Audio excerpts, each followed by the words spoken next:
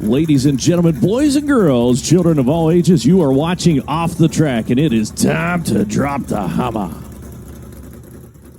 think 37. 37. Let me check. Let me double check here real quick. Oh, never mind. This is 36. 36. I believe 36. And with that, welcome back to today's show, Off the Track, episode number 36. And once again, Bennett and I are in the same location shooting this podcast. Hopefully you guys are having a great Wednesday. I'm your host, Tanner Holmes. And as I said, joining me, Bennett Gooch. Bennett, how's life been? Pretty good.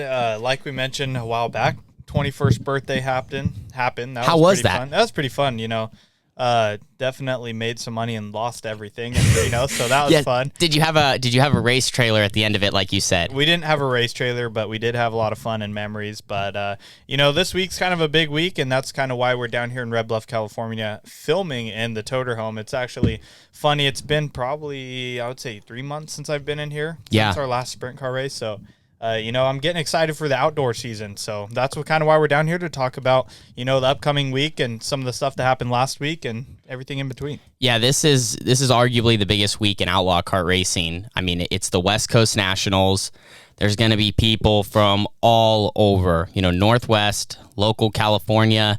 I think there was a big trailer of guys coming from Texas and Oklahoma, roughly. Usually, yeah. Texas and Oklahoma usually have a decent showing. Yeah, those guys are coming. So, I mean, I think we're expecting maybe 230 with the cage clones. It's going to be upwards of 250 probably. Right. I think, between all the classes. We are filming this on Wednesday. The West Coast Nationals literally starts the day that this is being released with the Cage Clone Classic. Yep. And then we go into 3 nights of outlaw karts between beginner box, box stock, 250, OI, sportsman, and the Premier Division, the open class. And I would say we're probably in the opens. My guess is going to be around the 65 mark, maybe. If we get around that, I would say it's a pretty good car count. It's just, you never know. Some people really like to run nationals. Obviously, all the big dogs are going to be here, but then also, since we're getting close to summer season, it kind of drops off a little. Yeah, I know we kind of have some, I guess you would say, debates going on right now, because, you have some people that are going to be running some outdoor stuff this weekend that plan on running nationals. I think we can drop their names. Absolutely, obviously. Go for it. Landon Brooks is going to be running at Placerville, I think Saturday, right? Yeah. But it could rain out, and I think Tanner Thorson plans to race here, and he's going to be running Merced with the Outlaws. So, some people are, running big cars, and if they can make it here on the final day to run the soup, then they're going to run it. Yeah, it's going to be interesting. Yeah, Bennett mentioned Landon, my teammate. So right now he is scheduled to run Placerville Saturday. You mentioned Tanner Thorson as they're running the Outlaws Merced, and then Ocean. So right now it looks like anybody that's going to run with the World of Outlaws. The other one is Kobe Copeland, who has been kind of fairly regular with Red Bluff this season, had quite a few starts. They're all going to run Friday with the Outlaws at Merced, but then Ocean looks like it's going to rain out, and then Placerville looks like it's going to rain out, and I think it's even going to rain here. Yep. So pretty much the whole state is getting hit with some sort of weather. So the game plan is, there's people that are going to be in their place for the time that is going to be missed, but if the weather hits, then they will all be here racing. So that's also going to throw a huge curveball into it. To start, though, just to give any context for people that don't know about the West Coast Nationals and kind of why it's so big, and as I said, this is the mecca for outlaw kart racing. This is it. This is as big as it gets. This is the most prestigious it gets, and I think they said this is the 17th year this event has taken place. And the sole reason, as I said earlier, there's going to be guys coming from all over. We're all competing for the Golden Eagle, which is kind of the brand of this race in the Nationals. And then also, I mean, just a lot of guys say, like, if you don't get an Eagle, that's a big part of your karting career and calling it what it was. So it's just such a big race, and everybody is going to be putting all out on the line over the next 72 hours. Yeah, I think it's safe to say, if you gave me the option to either have a championship under my belt with the Red Bluff Outlaws or a West Coast Nationals Eagle, I'm going to go with the Eagle 10 times over. I know, just back as a kid, you're excited for this race because I got to get out of school early on Fridays. You were out of school for probably 2 days because you came down early and whatnot. Yeah. So, it's just always been an event you look forward to throughout the year, and it finally comes around, and by the first day if you're going to have a good weekend or if you're going to have a bad weekend, because it either goes one of two ways. And what you said there that totally describes it is, and it's an event. We're not going to race. We're not just going to win. We are going to win, but we're going to win an event, not just a race. And like I said, I think that's what all the past and current people that have ran the Red Bluff Outlaws have done such a phenomenal job promoting, and year after year having such a great West Coast Nationals. And that's the reason why it only continues to grow. There's only more purse money, there's only more people showing up, and Sunday is one of the few times that probably the grandstands will be so packed that in a way you do have to struggle to maybe find a seat here or there, at least a good one, because everybody wants to see who's going to lead lap 50 on the open A main event come Sunday afternoon. So that's a little bit of a look on why we're here. Next part of the podcast, I want to just kind of recap a little bit. We always try to talk about what's been going on at Red Bluff, and the point season is now completely complete. It's over. The final standings are there. Landon Brooks ended up capturing the Open Championship, my teammate, and it was a battle that kind of went down to the very end, the final night. We had 3 people eligible, and it was a dogfight back and forth. At one point, Casey McLean led quite a few weekends. At one point, I was leading the standings, and then towards the end, Landon kind of got out front. He was able to never look back. And for us, things got close. At one point, it looked like we were going to be leading with just a couple races to go, but unfortunately, the cards just didn't fall to where I was where I needed to be, and I didn't qualify as good as I needed to. And we just weren't able to close out the season, which is part of racing. So we came home 3rd in the standings. But still, going into the final night, there was a couple of things, not benefits. Obviously, you wanted to be competing for the championship, but going into the final A main event, if I would have ended up on the front row, I was going to go for the back row challenge. Now, that didn't end up happening. My teammate Landon got on the front row. He went to the back, which for anybody that doesn't know, that is the challenge that's been going on at Red Bluff last couple of seasons, $10,000 on the line. And we joked, what did you say? All of our buddies, they were racing sprint cars and stuff in California. We had outlaw carts going on. What'd you say? I said, so just a little backstory here. Me and Tanner mainly gets a lot of, flack from our friends about running carts and stuff when the outdoor season starts. But, we texted in the group, said, hey, you may be running for 10,000 to win Outlaw Show at Tulare, but we're running 10,000 to win here at Red Bluff Outlaws if you take the back row challenge presented by Fast 4. But, that's pretty funny that and it's crazy to think you have that opportunity every weekend here. Granted, you have to fall into it, but if you get it, you can run for $10,000. And a lot of people took it this year. No one was successful. I think the farthest run was probably into the top 3 or 4. At some points, there's a couple of people that have got all the way to second. I think there's only 2, and it's Landon, who last points race was side by side, almost won it. And the second person was Trace Adams, who went from the back all the way up to second and finished there. But those are the 2 close people that we've had. And it's hard to do. I mean, that is, certain places you could maybe go back to front. Not easily, but, maybe if it just fell right. But Red Bluff, legit, everything has to go your way. If one mistake happens throughout the race or just one thing one bad restart hinders you, I mean, especially since there's only a 2-spin rule, so you get involved in one yellow, then you got to be cautious the whole race. And when you're coming from the back, you can't be cautious. You got to be on it. Something that I thought of, too, is your best odds to win this $10,000 are the longer races, right? Yep. But the longer races are the more prestigious races. So that's going to be a title race such as a Vern Wheeler Memorial, Perpetual race, Nationals. Yep. Nationals is 50 laps. If presented the opportunity to go the back at West Coast Nationals, what do you do? I don't know. That's a hard call. 50 laps, $10,000 I haven't thought about to it. win. And I think, too, to make it even worse, I guess, if I say no here, I think it's 25 plus 10, so I think it'd be 12-5. Yeah. The largest payout in outlaw kart history. It's so hard to say because most times the Nationals is won from up front just because it's rubber. Usually. It's the hardest field. Sometimes the track's good, sometimes it's not. And it's just, man, if you can get out front and at least even just hang out in the top 3, it's really hard to knock you down in a way. I don't know what it is about this race, but that is a big part of it. So I don't know. The way it's so hard to say because winning a Nationals, in my opinion, especially in the open class, is such a... It's the capital. There's only so many people that have done it. It's the top. And the way I look at it is the only reason I would feel comfortable with this decision is because you have a halfway point, fuel stop, mandatory stop. You could run a conservative, aggressive first half so you don't take yourself out. But, maybe if you can put yourself in the top 10 or top 8, top 6 possibly. Yeah. I think you'd have a lot of momentum going into the second half, whereas the guys that are already leading are like, a little bit of sitting up. I gotta be defense. You come in, and I don't know how you feel about this, but halfway breaks, when they come and talk to you, or fuel breaks, do you ever worry when you hear, okay, someone's been getting faster behind you, or do you ever, does that come across your mind? You're like, now that you know what's going on behind you, or do you feel more comfortable knowing? I kind of feel more comfortable knowing. I feel like for me, if my crew under that halfway break isn't feeding me as much possible information, that's bad. I need to know everything. If I'm doing something wrong, that's their time to tell me what other people are doing. I need to tell about my race car if we're allowed to make adjustments, which I'm pretty sure at Nationals it's open to everything minus you can't change a tire. So that gives you a free ball game. You can really throw a wrench and a curveball into your setup if need be.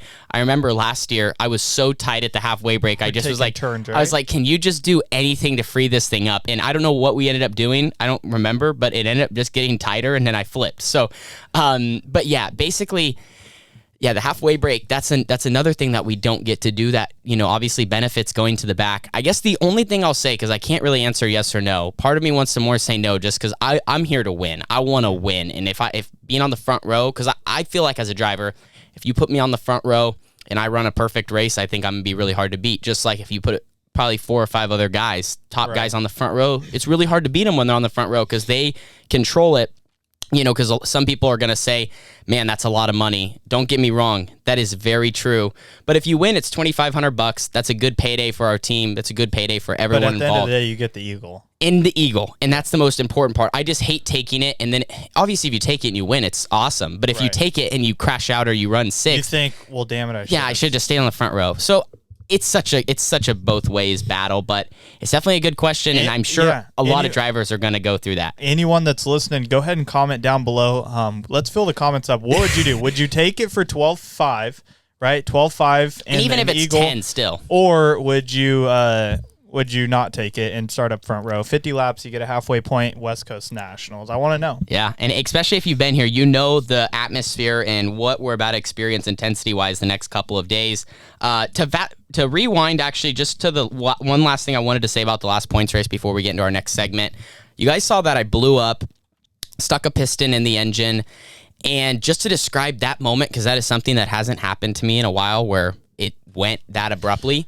2 or 3 years ago, we almost knew going into the main, like, this could be... This is dangerous because you blew up like 3 or 4 times in a week. Oh, right? Yeah. Oh, you know yeah. What I'm talking about? My rookie year. Yeah. Oh, I blew up all the time. Yeah. Every time I rolled out, we're blown up. I was like, Tanner's going to be fast, but I hope we make it. I hope we can. Yeah. And so, ever since I had my rookie year, which Bennett's describing, where we blew up a lot, our engine package isn't really much different, but we did it. Like, some things are different, but then also I was not, one of the things that caused us to blow up a lot was I used to use the clutch, and it was over revving the engine, and just a combination of what it was doing. It was getting it so hot, and then it would just explode basically. But so things got a little bit different, and that was also in my own car. I started driving for QRC, and ever since the last couple of seasons, we've had a pretty good engine package and minimal issues. And in order to run for a title, you have to do that. You gotta try to find a happy medium where you got a lot of speed, but everything lasts and does what it's supposed to.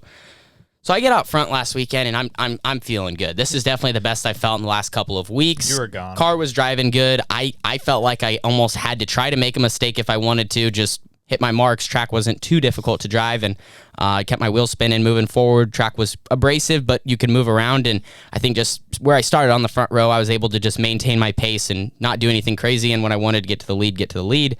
And then all of a sudden, I came off of turn 2 with 3 to go, and I heard this noise, and it was a horrible noise. I couldn't even describe what happened. It was just, you hear it, and you're like, oh boy, that's not good. Going to 3 and 4, and before I even could get to the corner, I was thinking I need to probably grab the clutch, because I'm thinking, all right, it's going to die. It's going to try to start killing itself, but we don't have many laps left, and I know I'm far enough ahead. Maybe I could limp it home, and even if I limped it home to 3rd, that would suck, but 3rd pays better than last. So, anyway, I go to grab the clutch, and before I do that, I'm already wheels locked up backwards into the fence, and my race is over. And it was just crazy how it happened so fast. Like, it wasn't a slow die. It was, all right, we're done. Back in the fence. Snapped backwards, yeah. Just crazy. I saw it, and I was like, I know Tanner, there's no way he hit the brakes there and did that. And I looked over at Jimmy up on the wall, and I was like, yep, it blew up. And he even... Jimmy's was like, I could read his lips too, because I kind of looked at him and I gave the sign just, obviously, so he knew right away, and I could read his lips. He just had this like shaking head looking like, yeah, I just exploded. His eyes were like, oh my gosh. Especially like, it's one thing if that happens when maybe it's a race or whatever, but like when you're that far out front, wins like that, you don't want to pass them up. It's hard to win at Red Bluff, but so basically that happened. That ended our points season, which disappointing, but at the end of the day, there's nothing I can do about it. And I trust, as a team, obviously we'll bounce back and Jimmy is one of the best there is. So I don't question his ability, and whatever exactly happened as they diagnosed it throughout the week, it's going to be fine. And it absolutely does not worry me one bit going into West Coast Nationals. We actually just fired up the car. It sounded good. Yeah. Sounded good. And if we have to make any changes throughout the weekend, we absolutely will. And we have the resources to do so. I think I was going to note, I might need to be fact checked on this, but I think I saw it on social media. QRC with the championship sweep. Absolutely. I think so. Props to Jimmy. That's pretty cool. There. QRC sweeps every division, manufacturer wise, and I think a lot of people overlook that. But QRC once again comes out on top. As far as consistency, I mean, some years it's split between multiple manufacturers, but yeah, this year the top guys in every class were a QRC, which is something absolutely for them and all of us involved to be proud of. It's just, it goes to show top product and consistency wise and speed. It's there, and you have to have that to run a 12 race season and contend up front for points. So that's kind of championship night. We talked a little bit about West Coast Nationals. This next segment's kind of funny. I told Bennett he had to absolutely remind me of this, and it kind of has to do with what we do. It's not too off topic, but I had a dream. I had a dream recently, and we're going to get into this dream for 1 second here on the podcast.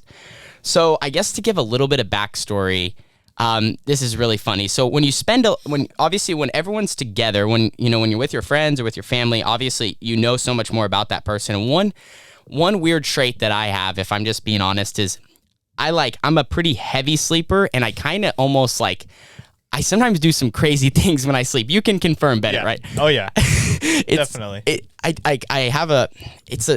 a weird deal. So I think we mentioned before on the podcast about the one time you fell off the top bunk. It's like a weird combination of a sleepwalking problem, but also my brain just doesn't shut off. So I sometimes talk a little bit, but it's about relevant things. But sometimes I'm not really necessarily putting a sentence together. Right. I mean, it's a full conversation. You're just not awake. Yes, I'm just not there. So it's weird, and I remember it happening, but I don't remember what I say. So anyway, that's part of that. And so with that, I also have weird dreams, because usually when I'm doing something or talking or speaking in my sleep, it's because I'm having something crazy going on or whatever. So I had this dream last weekend, and it was before Red Bluff. So let me paint a picture. It's pretty quick. So we're in Medford, Bennett and I think Carly and my dad. There was 4 of us in this car, and we were actually in South Medford. Obviously, you guys listening aren't going to know specifically, but we were right off the freeway at that McDonald's. You maybe remember going to the McDonald's, right, in that drive-through there, and there's a grocery store, Winco. Yep. Okay, so we were in this parking lot, guys, and there's, like I said, there's a big grocery store, and there's all these fast food places right on a corner, right next to downtown. Not really a great area. So we're in this car, and all of a sudden, all these police officers start, driving down the road away from us towards downtown, like I said, towards not a great area of town, and they're chasing all these people. I'm like, oh, whatever. So we're okay, things are about to get crazy.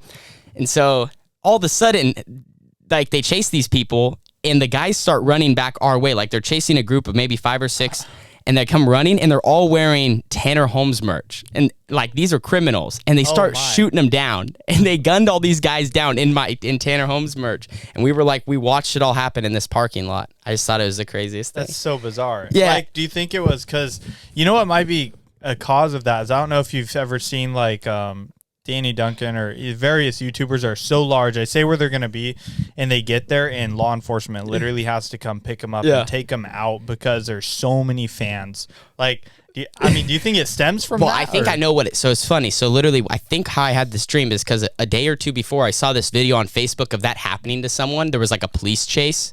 Anyway, the guy, the cops pulled up on this guy. But anyway, I just thought it was crazy.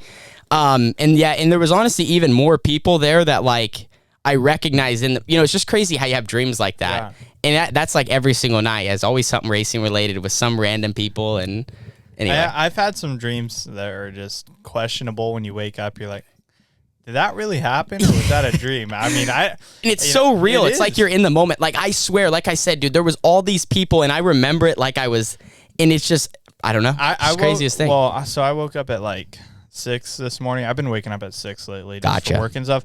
And I took a nap after I worked my first shift.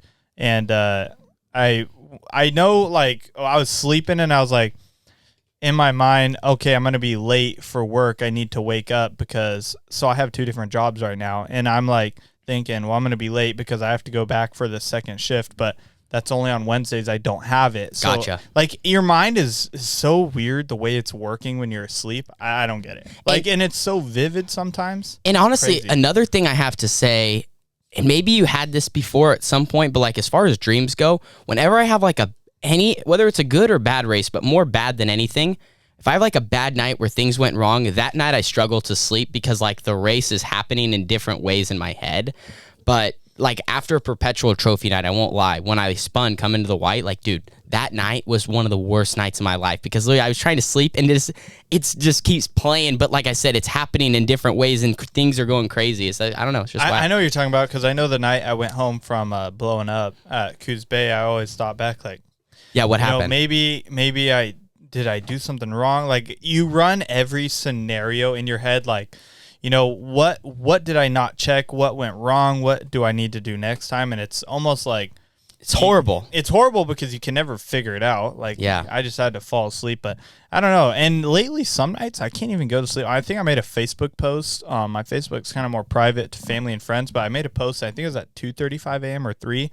And I was like, I got a great idea. And I get my best ideas that late. Yes. But I literally lay there and I cannot sleep. And I'm like, well, this is stupid. Like, yeah, I don't know. It's so weird, but yeah, that's the way she goes sometimes. Absolutely. So yeah, that's another thing. We'd love to hear what if you guys have some crazy racing dreams. I know we always talk about one of the common racing dreams is that you're late for staging and you wake up in a panic and you're like, that's another one. You wake up all sweaty because you're like running through the pits or something. Wait, have you ever missed a race?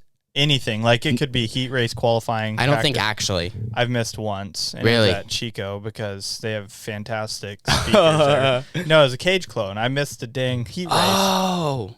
Well, I had to. So we ran I put on a torque converter. Probably not the track to do that at. It would have been good at Red Bluff, but it blew up in qualifying. Shredded it. Did you change the motor? I had to change the gear. I had to move the motor. I had to put a brand new chain on because how much shorter it was. And so, we got done in time and I walked up to go see where everyone's at. And then the cage clones are next. I get up there. They're literally rolling under caution. I get to the gate. Haven't taken the green yet and my heat's on the track. And the one track racer's like, oh, you're on track. Go, go, go. I get up there and the guy at the gate's like, nope, it's too late. And I see him coming out of 2. They're still going down the backstretch, lights out. Like, they definitely could have been like, oh, yeah, go tag the back right there, but I guess not. So is what it is. But, it's my first race I ever missed. Yeah, I don't think I've ever had that, but like I said, I've had that dream. And that's such a horrible thing because some places it is easy to do that. Like when things happen quick, especially when you have a time like that, when you're trying to change everything, you don't have anybody, no one's coming to get you. That's my biggest pet peeve about Cycleland, I guess, is because the audio is so bad out in the North 40. Whereas Red Bluff, I don't know who it was. We've had a large amount of, I guess it's staging announcers that yell for staging. As of lately, I don't think we've had anyone. But before, they used to have someone that'd say, 250 heats on deck, opens or in the hole, something like that. So you always knew, even if you're out there relaxing, you knew when to come up. But Cycland's just different. And I know sometimes sprint car races, my favorite thing about the Outlaws, I don't know if the Outlaws do it too. I think they do. USAC Outlaws and All-Stars use the air horns. Oh my, it's so cool. It's so like, what's going on. When you're getting ready to go up. It's so easy. Whereas like we've been at some local shows and you don't even know what's up next or, but anyways, it sucks. When the horn goes off, it's 8 minutes, and the second horn goes off, it's 4. And then like I think if there's a third, then it's like, you better be there. It's pretty cool because, at the second horn after that, you see all these like quads and cars just pushing up to staging, which is so uniformed in a way. It's actually pretty cool. If you ever get the chance to go hang out in the pits for an All-Star, USAC, or World of Outlaw race, it's pretty cool to watch that happen. More tracks need to take advantage of that. The next segment, so at the time this podcast drops, my schedule should be out for where we're going to be. So I just real quickly, not run through the whole thing, but I wanted to hit the key events that we're going to be at and we talked about this on the last show, just a couple of tracks we were going to, but this is going to be the big events that our team plans on running. We have the Knoxville Nationals 360 and 410, and pretty much anything that's happening in Knoxville for those 2 weeks, we will be there.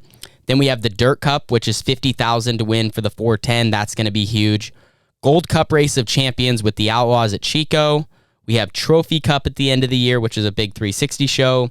Both nights of the Peter Murphy Classic down in Tulare and Hanford in California. Both of those are pretty well paying for the 410 and I think the 360. Then we have the fastest 4 days in motorsports, which is the Southern Oregon Speedway, Willamette, and Grays Harbor doubleheader for the 4 nights of racing with King of the West, which I'm sure will draw a pretty good car count. They kind of released the dates for that, or the names. So was that the same event that happened last year, but down in Stockton, Merced? Yeah, they ran down there, and then this year they're going to make it in the Northwest, which is going to still have pretty much all the same guys. Is that leading up to Dirt Cup? So it's like, it's Memorial Day weekend, and then teams will probably come back, and then they have like 1 weekend off. Okay. Or they still have a race, but it's down in California. And then the next weekend, they run a couple shows on the way up to Dirt Cup, and then they run Dirt Cup that weekend. So it's like 3 of the 4 weeks that are happening are going to be pretty chaotic for KWS and a lot of shows at many, many different racetracks. So that's going to be interesting. And then the only other one also to add on there is the Fall Nationals, as well as many other races with the All-Stars, a couple more with the Outlaws, some local smoky weekly shows, we like to say here and there. But it's gonna be a big season. I kind of planned out our schedules probably about around 50 races by the time we have some rainouts here and there and some weekends and where we run and not. But this year is looking to be really, really good. And then at the same time, Carly's probably gonna run 20 or 25 shows in the midst of all of it. Yeah, I think my schedule I set up this year to be more of a free flowing type schedule. There's a lot of stuff going on behind the scenes that I'm not going to disclose, which you know about and stuff. So my focus is kind of really on that, but in between here and there, I'm going to try to run, I think, Wairika and Southern Oregon as often as I can. And then my big, I guess, outing will most likely be Speed Week, if I can make that, or Week of Speed. And then possibly maybe get down to Placerville. I feel like Placerville will be so sick for the Dwarf car. But I just want to iron out, stay local, get some laps under my belt, build a decent notebook. I think going out, we had high hopes, high dreams to race all this stuff. And I still have that. I'm just setting myself up for the future. Absolutely. So maybe a couple years down the road, we'll be able to run a lot more. Absolutely. But, as of right now, sometimes you got to focus on life a little bit. But I'm also going to be, trying to run a lot of local stuff. So I think it'll be fun to document that and plus get pretty good at 2 tracks. For sure. Well, it'll be interesting to see Wairika and Southern Oregon got a really good relationship going. I don't know if you saw the modified thing they're doing. They're doing like a combined series between the two with extra money on the line, and it's like 20 shows. So we need more of that. That's so cool that I think it might be for A mod and B mod. Or maybe it's one of them, but still, regardless, you can run like all these shows and they put extra money on the line if you commit and this and that. But for a place that's an hour apart, that's perfect. So if more tracks, in the Northwest can kind of work together and throw some extra money on the line, I know it's not always the easiest thing to do, but I believe they got some sponsors involved, and that really helps as far as building a schedule and being able to race, just a little bit away from your doorstep. I know it's not in combination with any other track, but Chico's kind of got something going on like that too. Extra money for sprint cars, which is huge because, I think there's not too many, tracks you can go run and try to run a full points race necessarily in 3 or 410, right? Is it 360? I think it's like combined for 410 and 360. Right, so you can run both. But it's nice, how it's not really a whole lot of races too. Right. You run all their shows. Like, it's one thing to run a 25 points race season, but if you can run 10 or 12, it makes it obviously it's harder for the track, but it's easier on the drivers. So you run all the races, you get extra money, which I'm not sure exactly how many it is, but it's really not too bad. So big props to SLC Promotions. Yes, yep, coming out with that. Those guys, a lot of big things on the West Coast, which is super exciting for us sprint car guys out here. Is for a while it's kind of felt like, or racing in general sometimes feels like you're on an island, but compared to some of the things they have in the Midwest. But I think we're kind of starting to adopt some new things, and with the right people in place, it's looking really, really good. To end today's show, not to throw you on the spot, but I think I know what your answer is. We're going to end with our favorite West Coast Nationals moment that we've had. It can be something that we watched take place. It can be something that happened to us on track. It could be any. Go. Okay. And like, favorite moment, obviously looking back, the hardest moment was definitely finishing runner-up to Tanner Carrick. You talked about going to sleep and thinking of what you could have done different for weeks on end. That was definitely one of them. I don't know. I think you might have to help me remember this, because I think it's a little bit different, but I think Sportsman Division 2016 or 17, was it Bo Perkins or Chris Renaud in the 35 car? When there was a fight, maybe? No, he won it. And I think it was. Yeah.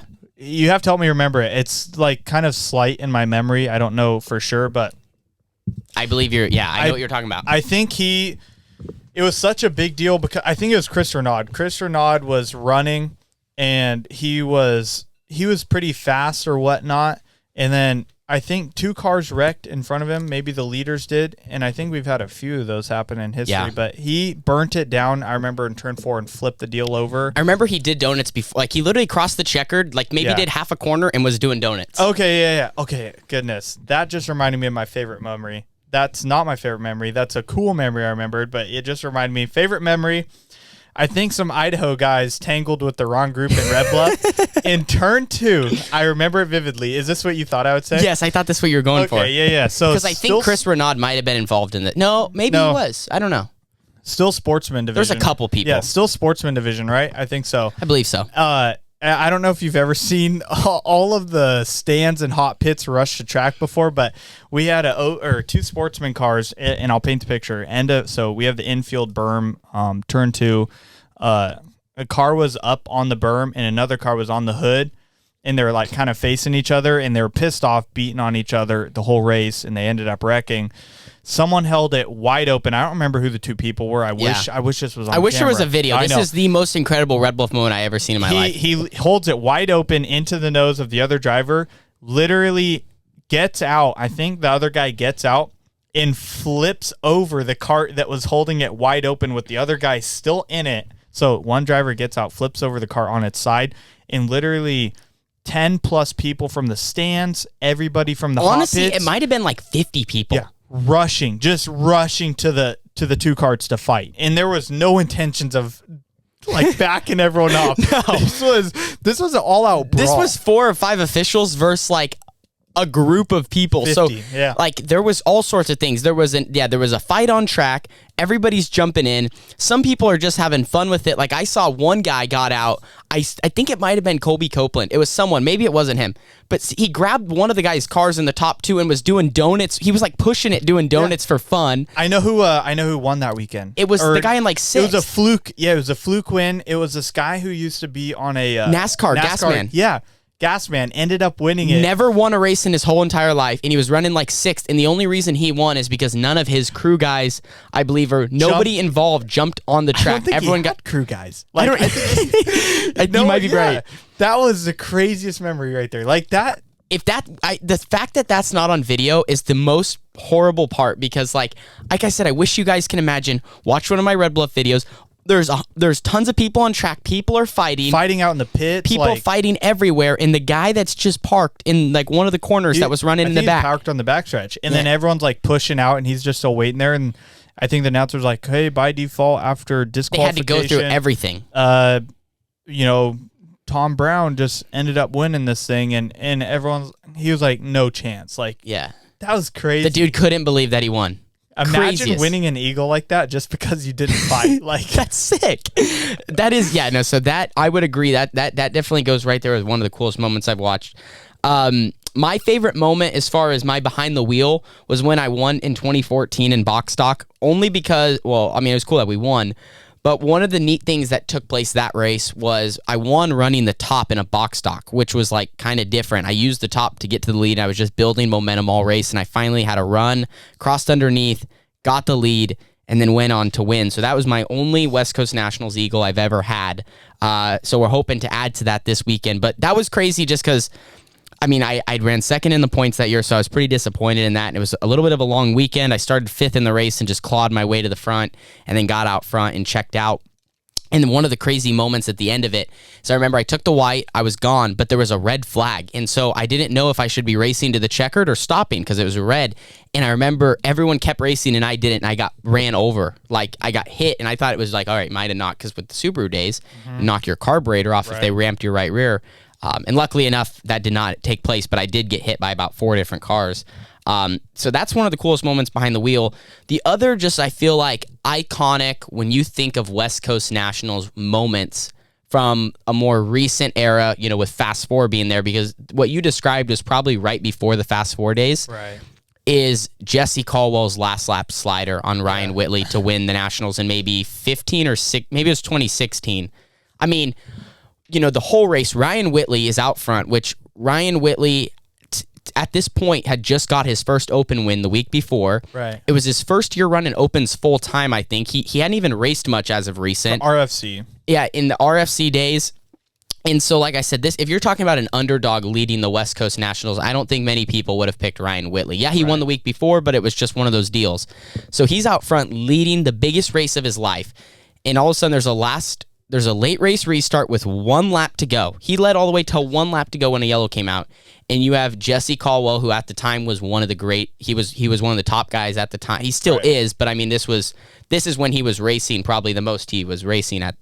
And last lap slide job, Jesse sails it in the corner on a restart, clears the slider, blocks the slider in 3 and 4. He drag raced with someone else to the line, and Ryan Whitley ends up spinning out and running, I don't even know, even in the top 10. There was a huge pileup, and it was just a jaw-dropping, like, what did we just watch? It was clean, but it was like nobody was predicting that. I think you're going to have to help me remember this, because what stems from that question vividly is, you know, Mullet Media. Yeah. For everyone that doesn't Mullet Media, know what that is. It was kind of a post-race talk show that was posted by Shane Graham, and it necessarily didn't go how everyone wanted it to go, because it was more of a, I don't know, your interpretation of it is what it was. But anyways, I remember Jesse sitting there, and I don't know if that was his second West Coast Nationals or That was third? his first one. First. Yeah, it was his first one. Okay. Well, a couple years later, I think he ended up winning three. He won his second one. His second one. And someone, I know it was between him and Mike Wheeler. And there was the jump start call. Is the jump start call, and I remember him sitting there on the show saying, I said I couldn't hear you last time behind my Eagle, and now I definitely can't hear you behind both of my Eagles. Yeah. It was so funny. Like, the way he said it, I hope somewhere that footage is saved. I don't know who would have it, but that was classic. But and Nationals just brings out those kind of moments, you know, and like I said, Jesse is one of the guys when you think of Nationals, since he has 2 Eagles. I don't know how many, I don't even know if there probably is, but he's one of the few guys to have 2 Eagles and win, you know, multiple times. So he's definitely one of the favorites this weekend, and there's a lot of top guys. We're all going to be gunning for it. But yeah, it's just that's what this weekend's all about. The intensity. It's this non-back down. Everybody's here to get it done, and if we're not leaving with an Eagle, we might just be carrying what we don't know what we're leaving with. So I know it's so crazy to think, like, you know, I feel like West Coast Nationals, one moment you could be, you know, having a great race rolling. 0 to 0 and 0 to hero. Right. Next moment you're done. Just kind of like last year, you know, you were rolling and then I'm upside down out of the park, you know. You can't count yourself out. And I think like the Jesse deal when he won, you know, you can't count yourself out. You're running 4th, 5th, 6th. You're still in it. You know, you don't know what could happen on the last lap. Right. Everyone could start fighting, and you're running 6th, and you win. Right. Who knows? So yeah, just that's what we're here for. If you've never been to West Coast Nationals, I don't care that it's an outlaw kart race. You better have it on your list. You got to experience it one day. It's a good welcome to Red Bluff too. I think eventually, if we can get it to be a huge paying, like, you know, I think one day it could pay $10,000 to win. Same. I think it's going to be next to, what's the biggest micro race? I guess Shootout. Yeah, shootout. But pain-wise, I know High Banks Hustle, or there's a couple other ones that are really all I know. 12 It's and going to be Premier. Like it already is, but it's on its way. If it keeps growing the way Outlaw Carts are growing, it's going to be huge. Absolutely. I think that's a great way to end it. Thank you guys so much for listening to today's show. We got a fun weekend ahead of us. Bennett, thank you for joining me today, and we will see you guys all next Wednesday on Off the Track. See you later. Ladies and gentlemen, boys and girls, children of all ages, you are watching Off the Track, and it is time to drop the hammer.